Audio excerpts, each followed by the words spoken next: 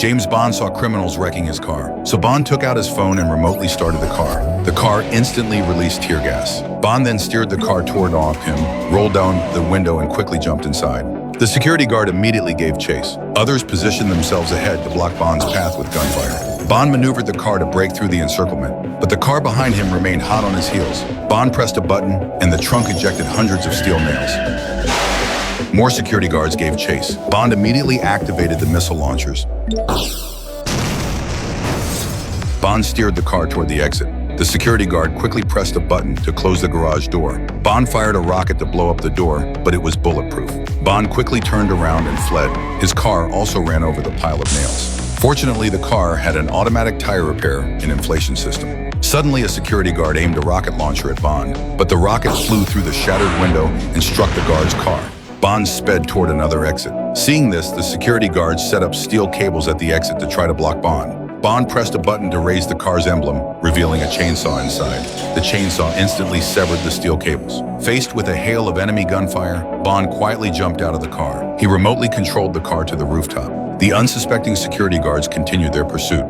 Bond remotely controlled the car to smash through the stone wall. The car barreled straight into a shop on the opposite street. The security guards assumed Bond was still inside the car. Bond successfully lured all pursuers away. Then Bond took out his cell phone and sent an electrical current through the access control system. The door opened instantly. James Bond arrived at the entrance to the laboratory. He then pulled the master key out of his phone. He turned the lock cylinder and the laboratory door swung open. Bond entered the laboratory, pulled open a picture frame on the wall, and found the hidden safe. He then used his phone to capture the fingerprints on the device and match them to the scanner. Inside the safe lay a tracking encoder worth billions. However, Bond didn't know that the safe was equipped with a sensor. Just as Bond was about to leave with the encoder, a large contingent of security guards had already arrived.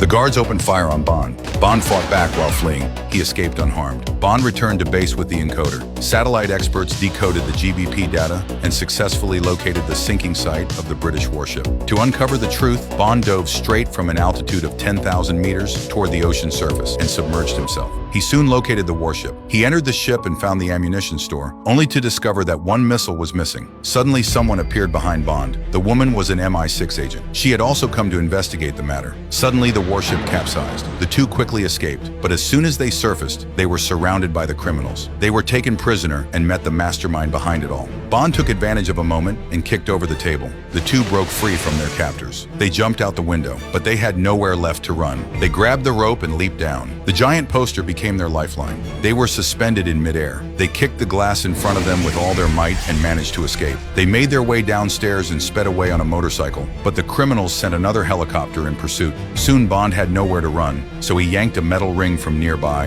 and sped toward the helicopter on his motorcycle. He pulled up behind the helicopter and threw the rope onto it. The rotor blades became entangled, the helicopter lost balance and crashed into the building.